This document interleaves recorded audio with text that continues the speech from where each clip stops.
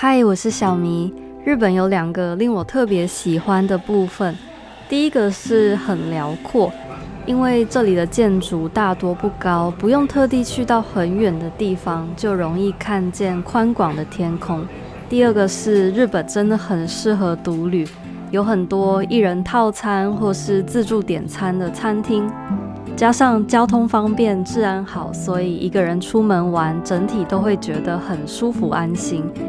那说到日本旅行，奈良的东大寺其实一直是我心中认为至少要去过一次的地方。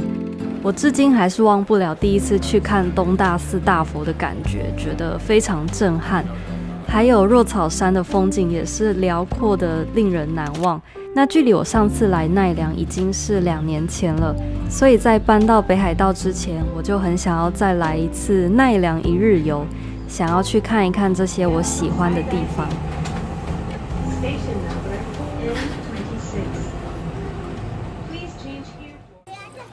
奈良的第一站先来中谷堂，这间麻糬店非常有名，感觉应该是奈良这一带最多人聚集的店了。很多人都会特地来看日本人现场捣麻糬，上面有一个牌子会写下一次捣麻糬的时间，可惜我没有遇到。麻糬吃起来很软 Q， 里面是包红豆馅，我觉得很简单，但也很好吃。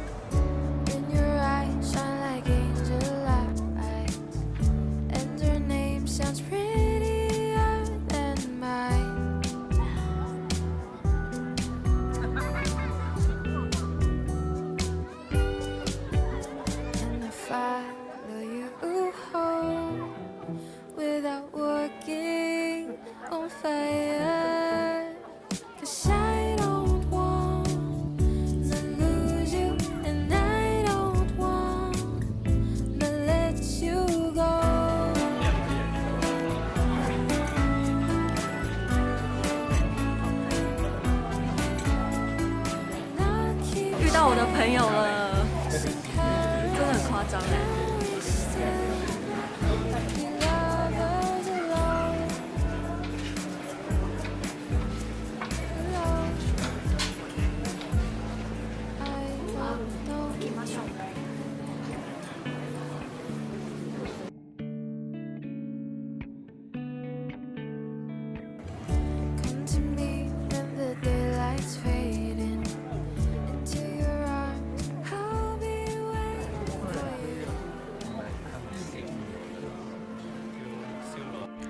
东大寺的大佛真的很巨大，听说光是一根手指就有1公尺长。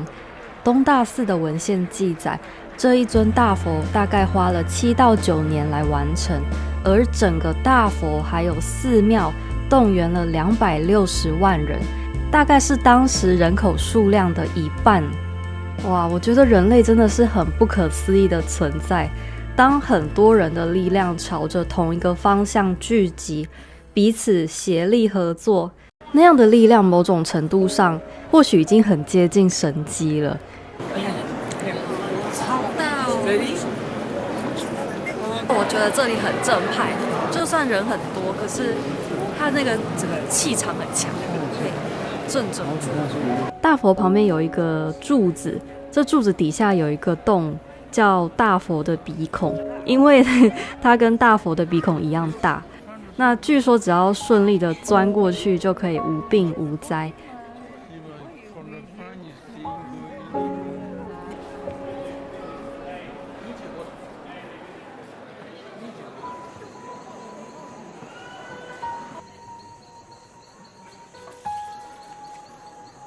我一直觉得春天是最适合来奈良的季节，有满开的樱花，微微凉爽的空气，整个街道就像是被一层很柔和的光包围住，一切都变得很温柔。如果可以的话，我也想要坐在公园或是若草山上，就这样慢慢的待一整个下午。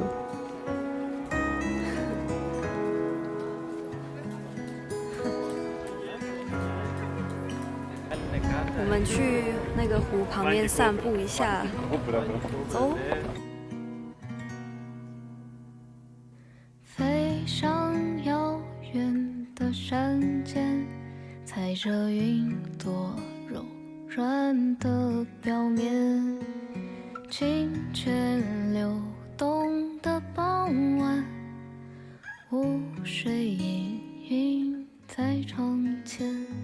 我是一只白色的百灵鸟，翅膀上有风铃在摇晃，山谷里的树影静悄悄，白色的美丽就要来到，啦啦啦啦啦啦啦啦啦啦。啦啦啦啦啦啦啦啦啦啦。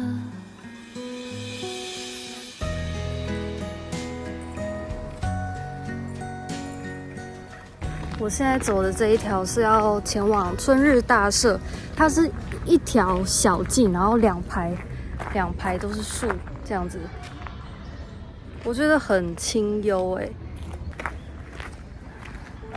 春日大社和东大寺的气质，我觉得很不一样。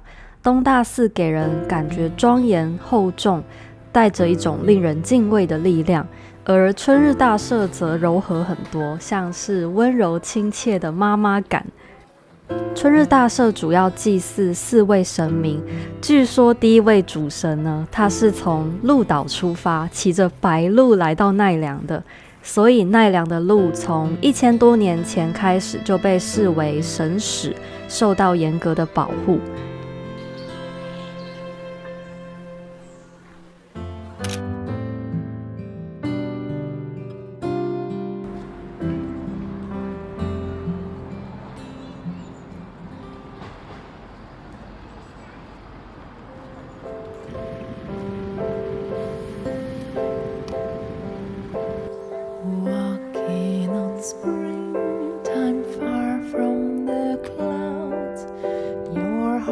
Close to mine, built in the perfect rhyme.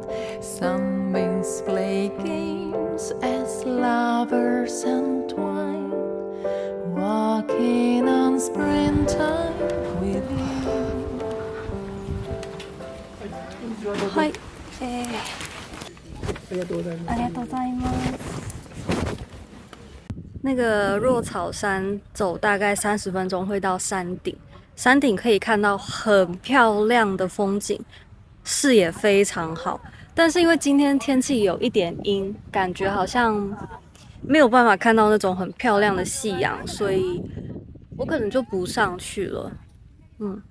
2年前来的时候有上去好好的欣赏过，但是如果你是第一次来若草山，我真的很推荐大家可以爬个30分钟上去。若草山是我在关西地区心里觉得数1数2的好夜景，真的 CP 值很高，而且入园只要150日元，然后你就可以在这个像是擎天岗一样的地方慢悠悠的散步。现在一个人扛着我的大背包，慢慢的往上爬。哇，光是走上这个斜坡，视野就已经超级好了，超漂亮的。我等一下拍给你看。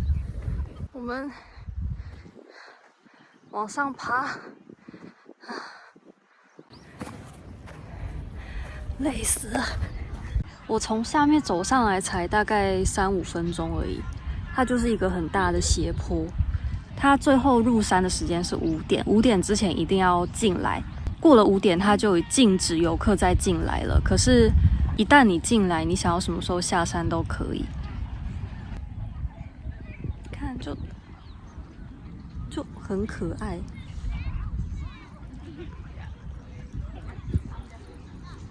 耶！它应该是闻到我身上有饼干。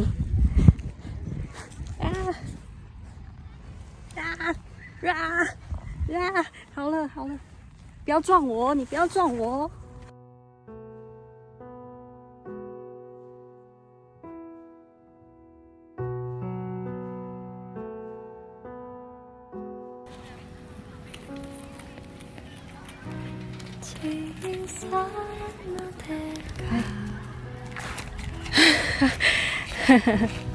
全部给你。哇，好湿哦！等一下哦。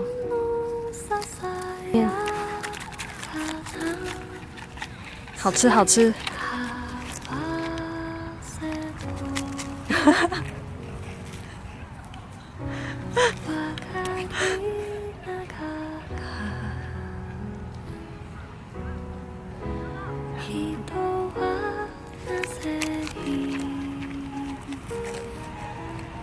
好香哦！哦，香到我也想吃。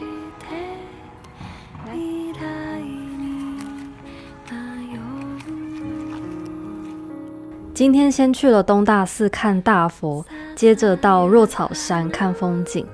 每一次站在这么巨大的存在面前，都会觉得自己很渺小。说到渺小，也让我想起前阵子我发了一支生日影片。在公开之前，我其实很纠结，还特地打了视讯电话给朋友。我跟他说，我不知道这支影片该不该公开，因为里面讲了很多自己的想法，我怕我说的不够全面，怕被误解，也害怕只要表达了价值观，就等于有了立场，而一旦有了立场，就可能会产生对立。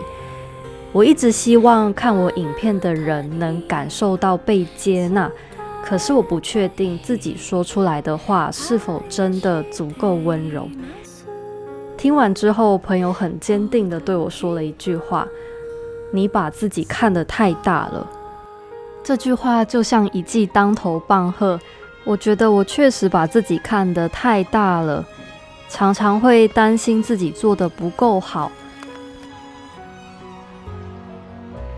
回到渺小这件事，对我来说，认清自己的渺小，就是不再觉得自己必须要完美，必须照顾到每一个人的感受。人本来就不可能被所有人喜欢，也没办法永远说得恰到好处。我只要在我的范围里去做我认为有意义的事情就好了。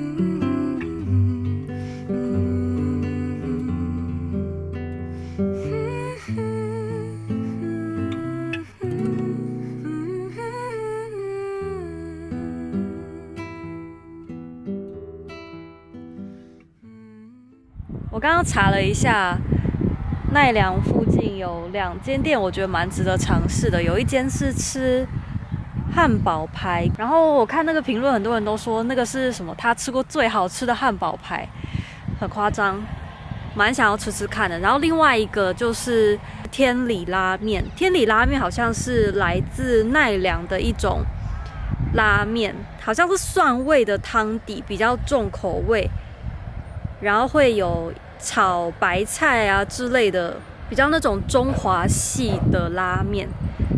我等一下可能走下去，先去看一下那个汉堡排店要不要等。如果说要等的话，我可能就改吃天理拉面。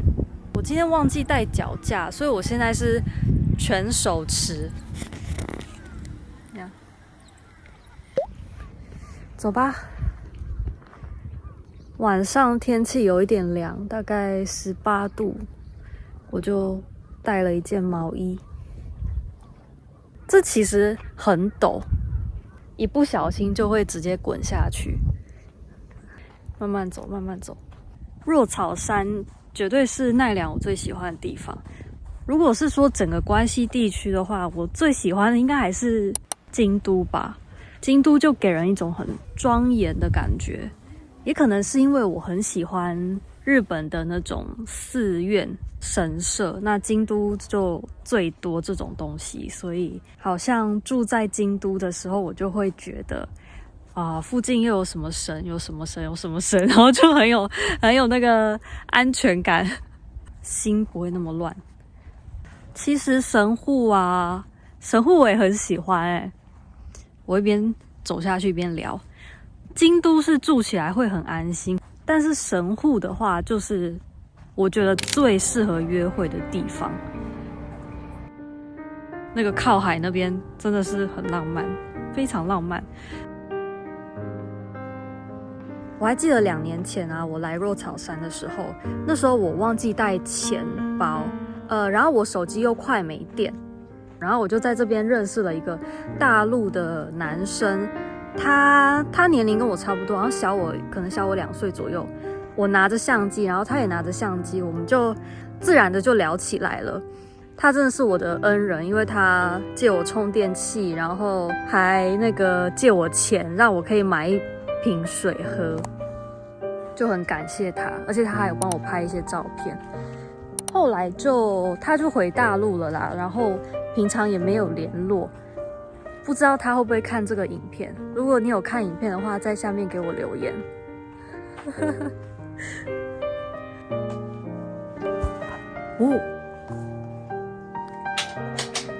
拜拜，若草山拜拜。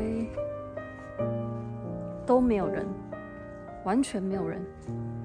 我也是很感谢那个男生，他有陪我，我们就一起走下山。因为这个若草山在晚上的时候它是没有灯的，你就是得用手机用手电筒照。然后我一个女生，身上手机快没电又没有钱，就是还好有他在，我就觉得很安心。我觉得出国真的独旅有时候就是一个人就会比较容易不安吧。如果有一个伴的话，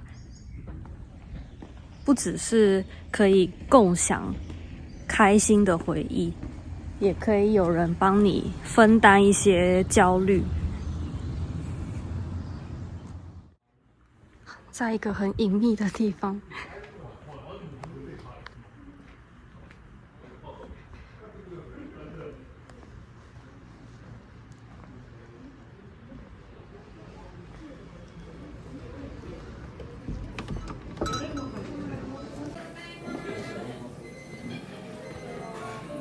这一间汉堡排餐厅来自神奈川，在日本很多地方都有分店，使用100%纯牛肉制作。上桌时只有1分熟，你就可以依照自己的喜好去调整熟度。自己煎我觉得还蛮好玩的。我点了汉堡排跟横膈膜牛排双拼，汉堡排非常软，真的是入口即化。但我觉得旁边的横膈膜更美味，非常 Q 弹软嫩，又多了一点点嚼劲。吃完之后就有点后悔没有选大份的横膈膜。整个空间是木质色调，我觉得在这里吃饭也很温馨舒服，是一间我会想要再访的汉堡排餐厅。